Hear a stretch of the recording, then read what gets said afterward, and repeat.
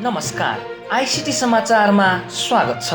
म प्रज्वल नेपाली र सुरु गरौँ मुख्य आइसिटी समाचारहरूबाट। जेठ 15 गते आगामी आर्थिक वर्षको बजेट आउँदै नयाँ बजेटमा स्टार्टअपलाई 5 वर्षसम्म कर छुट दिने तयारी। जेनेस सोलुसनमा बिजनेस अक्सिजनको 5.5 करोड लगानी, नेपालका लागि नयाँ सिइओमा पोखरेल नियुक्त। इसेवाको इसेवा भर्चुअल फिस्टा सुरु, 10,000 विद्यार्थीले निशुल्क अनलाइन मार्फत भाग लिन पाउने। स्ट्यान्डर्ड चार्टर्ड बैंक पनि कनेक्ट आइपिएस र एनपिआईमा आबद्ध, डिजिटल भुक्तानी सेवालाई थप विस्तार गर्ने गरी सम्झौता भएको। र कोरोना संक्रमणमा मोबाइल व्यवसाय उच्च, 10 महिनामा भित्रिए 32 अर्बका मोबाइल सेट। अब पुरा समाचार। जेठ 15 गते आगामी आर्थिक वर्ष 2078-79 को बजेट आउँदैछ। यति बेला अर्थ मन्त्रालय नयाँ नीति तथा कार्यक्रम बनाउन जोडतोडले लागिरहेको छ। मन्त्रालयका अनुसार आगामी वर्षको बजेटमा सरकारले स्टार्टअपलाई कर छुट दिने गरी तयारी गरेको छ।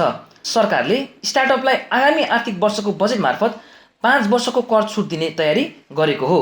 विभिन्न सङ्घ संस्थाहरूले नेपालमा स्टार्टअपलाई प्रबन्धन गर्न सरकारले करमा छुट दिनुपर्ने माग गर्दै आएका थिए।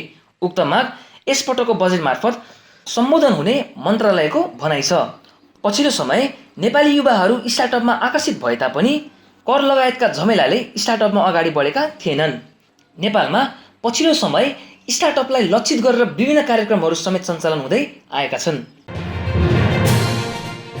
जेनेस सोलुसनमा 5.5 करोड नयाँ लगानी थपिएको छ। वर्ल्ड बैंक ग्रुप अन्तर्गतको कम्पनी बिजनेस अक्सिजन प्रालीले जेनेस सोलुसनमा 5.5 करोड लगानी गरेको हो। बिजनेस अक्सिजन प्राली वर्ल्ड बैंक ग्रुप अन्तर्गतको अन्तर्राष्ट्रिय वित्तीय निगमद्वारा सञ्चालित ग्लोबल एसएमई भेन्चर पहलको एक अङ्ग हो। क्लाउड कन्सल्टेन्सी क्षेत्रमा अग्रणी स्थानमा रहेको जेनेस सोलुसनले उक्त रकम आफ्नो विभिन्न रणनैतिक उद्देश्यहरूको परिपूर्तिका लागि प्रयोग गर्ने जनाएको छ।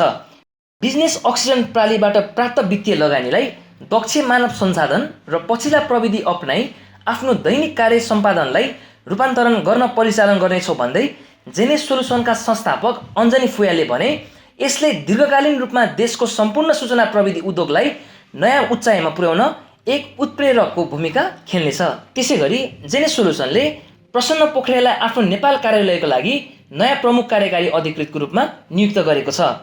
सिक्स सिग्मा ब्ल्याक बेल्टको प्रमाणपत्र पाएको पोखरेलको आइबिएम, इएक्सेल, भाइनेट कम्युनिकेसन लगायत सूचना प्रविधिको क्षेत्रमा सम्बन्धित विभिन्न सङ्गठनहरूमा अग्रणी स्थानमा बसेर काम गरेको 2 दशक लामो अनुभव छ। निषेधाज्ञाको अवधिमा विद्यार्थीहरूको समयलाई आकर्षक तथा उत्पादक बनाउने उद्देश्यका साथ इसेवा भर्चुअल फिस्टा आयोजना गरिएको छ। भर्चुअल प्लेटफर्मको माध्यमबाट मुलुकभरका करिब 10,000 विद्यार्थीलाई एकै ठाउँमा ल्याउने उद्देश्यका साथ यो कार्यक्रम आयोजना गरिएको हो। यस भर्चुअल फिस्टामा स्नातक तथा स्नातकोत्तरसम्मका विद्यार्थी उपस्थित हुन सकिनेछ। यस कार्यक्रममा कार्यशाला तथा अन्तर्क्रियाका सत्रहरू सञ्चालन हुनेछन्। यस कार्यक्रमले विद्यार्थीहरूलाई महामारीको त्रासबाट टाढा राख्नका लागि कार्यशाला र गतिविधिहरूमा संलग्न गराउने, गहिरो तथा अर्थपूर्ण छलफल गर्न प्रोत्साहित गर्न र व्यक्तिगत तथा व्यावसायिक जीवनको विभिन्न पक्षहरूमा सान्दर्भिक विचारहरू प्रस्तुत गर्न तथा सिप विकासको अवसर प्रदान गर्ने अपेक्षा राखिएको छ। यसबाट विद्यार्थीहरूको लागि व्यक्तिगत व्यावसायिक दृष्टिकोणबाट अवसरहरू सिकाउन तथा युवाहरूले व्यवसाय स्थापना गर्नका लागि अवसर तथा प्रशिक्षण प्रदान गर्नेछ। जेठ 7 गते शुक्रबारदेखि सुरु भएको यस कार्यक्रम जेठ 21 गते शुक्रबारसम्म सञ्चालन हुनेछ। यस कार्यक्रम माइक्रोसफ्ट टिम्स तथा आयोजक कलेजको आधिकारिक फेसबुक पेज मार्फत प्रत्यक्ष प्रसारण हुनेछ। सोही फेसबुक पेजमा गएर आफू सहभागी समेत हुन सकिनेछ। Standard chartered bank Nepal limited पनि कनेक्ट आइपिएस र एनपिआईमा आबद्ध भएको छ।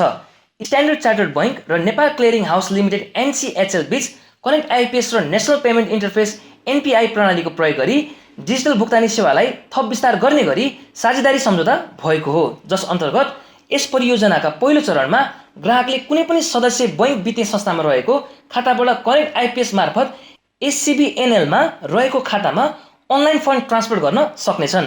एससिबिएनएल र एनसिएचएलका वरिष्ठ प्रतिनिधिहरूको उपस्थितिमा आयोजित भर्चुअल समारोहमा सो सम्बन्धमा सदस्य सम्झौता कार्यान्वयन भएको छ।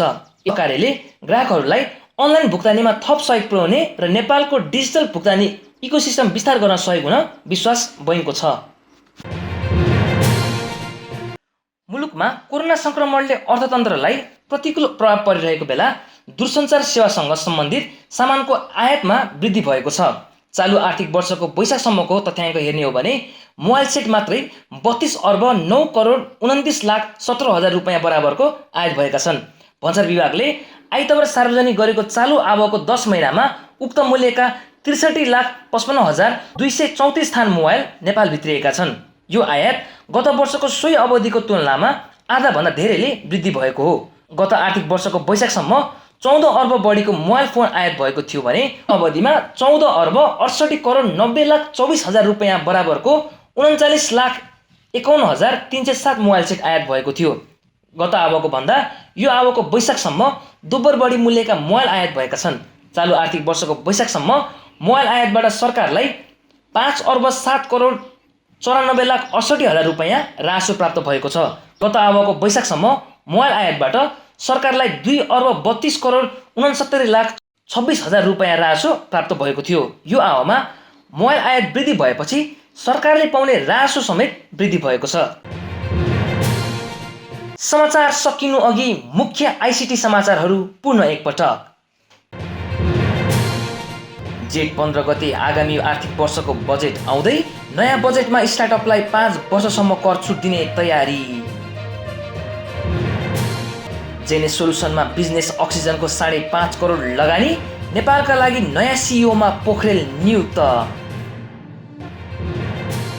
ई-सेवाको ई-सेवा भर्चुअल फिस्टा सुरु। 10,000 विद्यार्थीले निशुल्क अनलाइन मार्फत भाग लिन पाउने। स्ट्यान्डर्ड चार्टर्ड बैंक पनि कनेक्ट आइपिएस र एनपिआईमा आबद्ध। डिजिटल भुक्तानी सेवालाई थप विस्तार गर्ने गरी सम्झौता भएको। र कोरोना संक्रमणमा मोबाइल व्यवसाय उच्च। 10 महिनामा भित्रिए 32 अर्बका मोबाइल सेट। आजको लागि आइसिटी समाचार यति नै। हामी शुक्रबार फेरि पनि आउने नै छौँ। आइसिटी समाचार हेर्दै गर्नुहोला। नमस्कार।